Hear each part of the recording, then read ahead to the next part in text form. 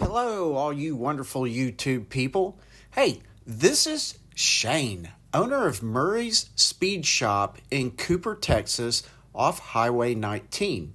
He has been building a 1929 Essex hot rod. Fun project. Let's hammer and burn through this video. Here we go. Welcome to Road Odyssey and to the Murray Speed Shop Essex build. Please like and subscribe. Visit my Facebook page for current happenings. Murray's Speed Shop, located in Cooper, Texas off Highway 19. I want to invite you to go back to my shop tour video if curious and visit the Murray Speed Shop Facebook page to see what Shane and his guys are constantly up to. In October of 2023, at the Murray's Speed Shop, Shane Murray had this 1929 Essex as a hot rod build. He was mocking up the front clip, steering system, trans tunnel, dash, seating, etc. This is close to the beginning of the build, considering only a month or so had passed at this point. Some of what you see is how the car actually arrived. Shane was working on the dash, and Rick Murray, his father, was finishing the trans tunnel while I was there. This hot rod came from an engine builder in Greenville, Texas. It had arrived at Murray's in about August of 2023. This is what he was given to start with. It had a Chevy small block, the door panels and seat were already made. The drive shaft came with the project. There's no information about the rear diff, but not half bad for what was originally a garage build. I really didn't know what an Essex was or couldn't remember, so I looked. I grabbed these images to share with you. This was considered a small, affordable car for the average family. Essex was owned by Hudson. The Essex Motor Company existed between 1919 and 1932. They even had a few race cars. Pretty cool. In November the next month, the firewall was getting further prepared for the steering system, planned for where the VIN tag would go up top, center, a notch bottom, center for the wiring harness, the hole for the gas pedal, bolt holes, and the blister. Some of what he could verify at that time. Not sure, but the brakes up front may be SpeedWay Motors. The rear brakes, due to be replaced completely in the future, have no idea what they were at this point. Shocks and such, have no idea about any of that at this point also. I give you another look at the interior real quick. Still getting it all mocked up and prepared. The seats in so that you can kind of get the steering wheel and column placement and that dash, all of that under control to know what to do in the near future here. And then I just give you another quick look around back at the gas tank and such. So you might have seen that steering device and scratched your head. What is that? Well, this is from Wizard Steer Clear, built in California.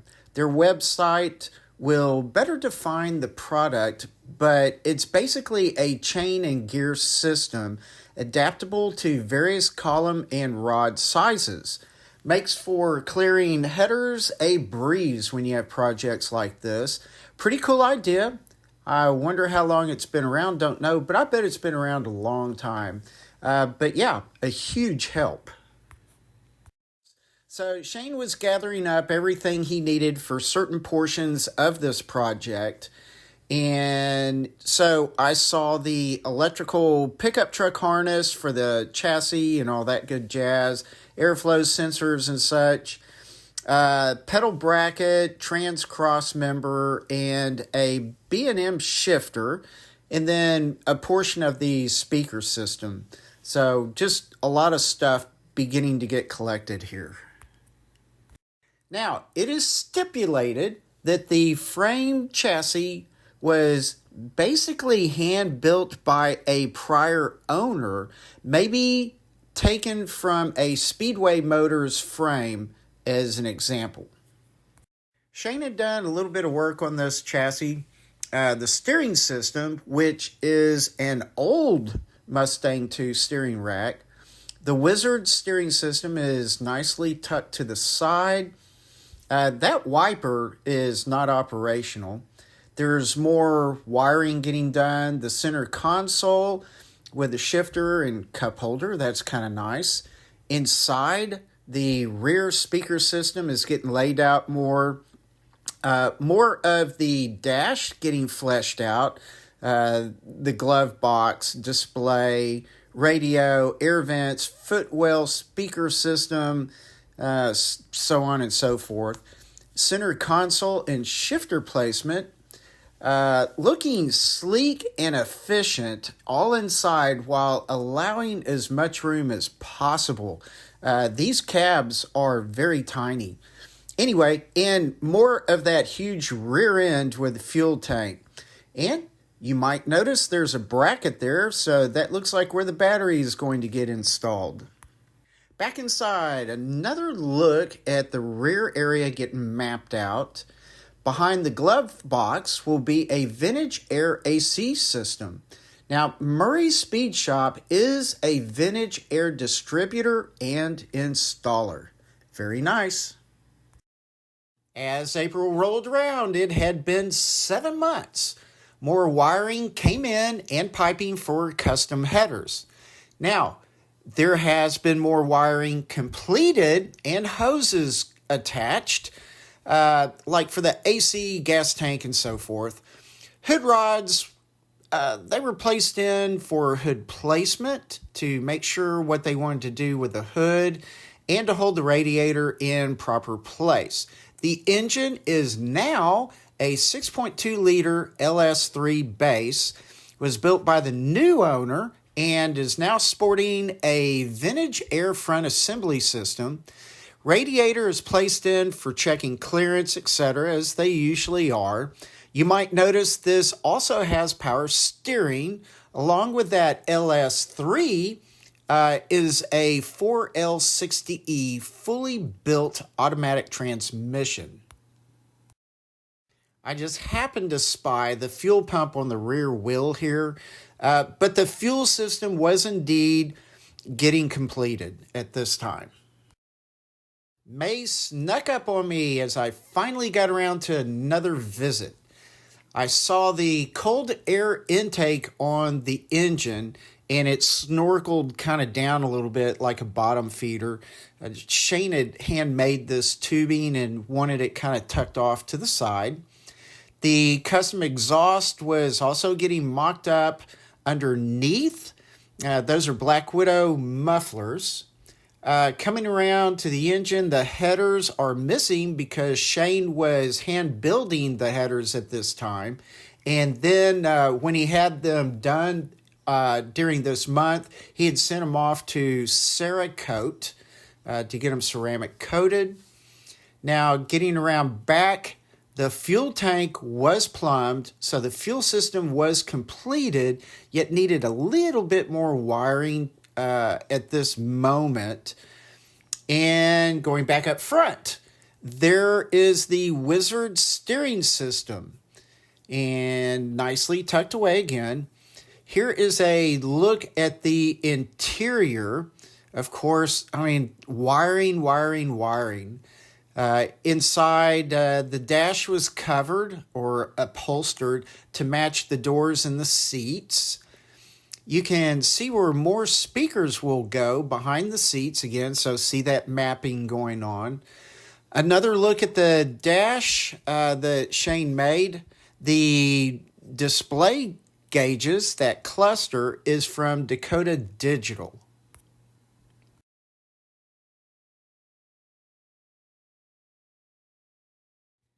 In June, can you see any changes? Well, The hood and front grille were test fitted again. Shane was thinking about only having the very top portion of the hood remain with the engine partially exposed below. You've probably seen this strategy used many times before. The firewall was installed. The steering was completed. Again, more wiring. Soundproofing laid throughout the interior. And the drive shaft was being looked at.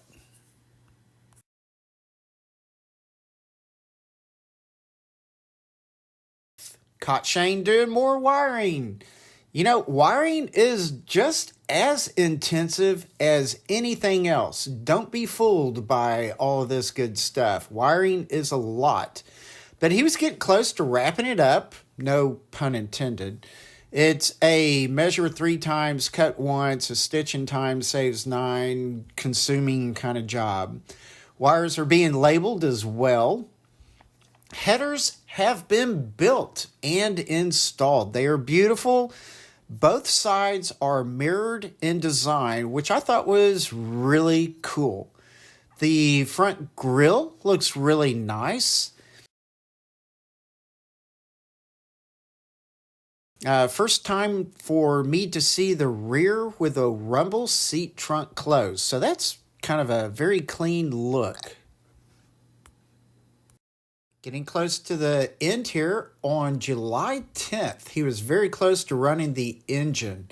And it is just looking quite magnificent, I think. I love the headers and the exhaust. That's going to look very nice. The gas system is just about wrapped up. Battery's in. And I want to show you something real quick.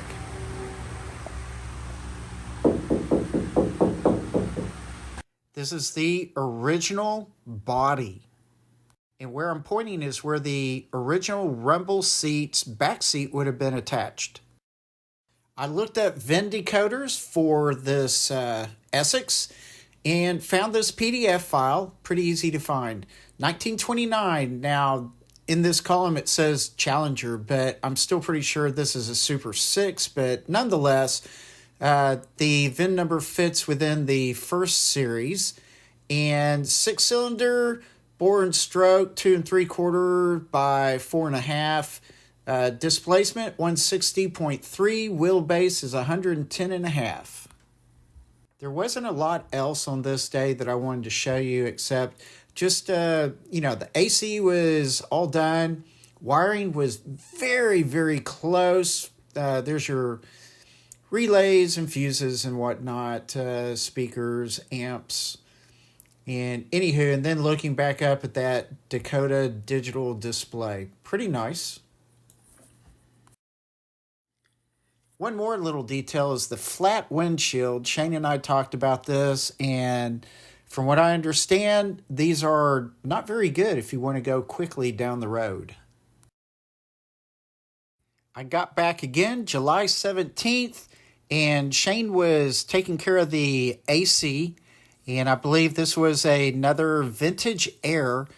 Like I said, Shane is a Vintage Air distributor and installer.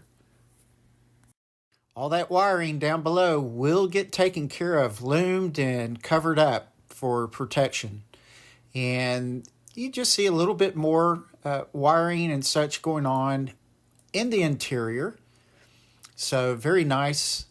You got the Vintage Air up underneath there. Just a really nice little interior. Round back, he's charging up the battery. He's very close here with all this wiring and such, getting it finished off so that he can start it up.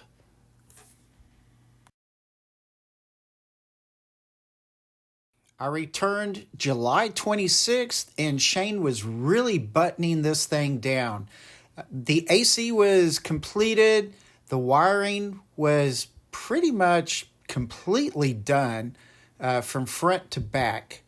And it just is really looking magnificent. Here is a very quick look at the interior, and you'll see the back. No speakers or anything. I was wrong about that.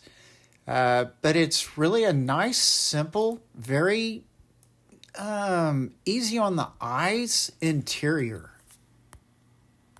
Now, Shane told me beforehand, and on this day, the engine's not tuned yet, but it would idle, and he could rev it a little bit, maybe to 2,000 or 3,000 RPM, but that was it. Waiting on the customer to get the tuner out so this little hot rod could be a hot rod down the road. And Shane had time to give me a startup on this really cool hot rod.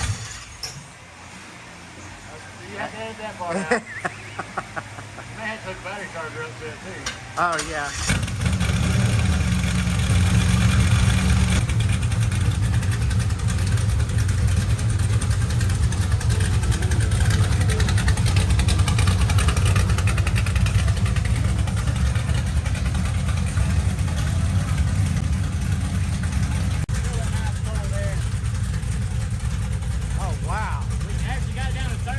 AC blew very cold, very, very nice indeed. And just another quick look at the inside and listening to a little bit of music. The stereo all up front really sounded magnificent. Well, then I caught Shane in the upholstery room cutting out strips to make GIMP that will go along the firewall and radiator as trim, just how the actual old cars used to have. So he was getting that all done and put together. I really need to end this video here. I don't believe there's going to be much more huge excitement in the future other than watching it get picked up and driven. So I just want to say thank you very much for watching this video. I truly, truly appreciate it. I have a ton of videos in my archive, like over 500. So go back, find some cool stuff that you think you might like, and view. That's what makes YouTube go around and really helps channels out. And anyway, please like and subscribe and relax, take it easy, and I will see you later. Bye.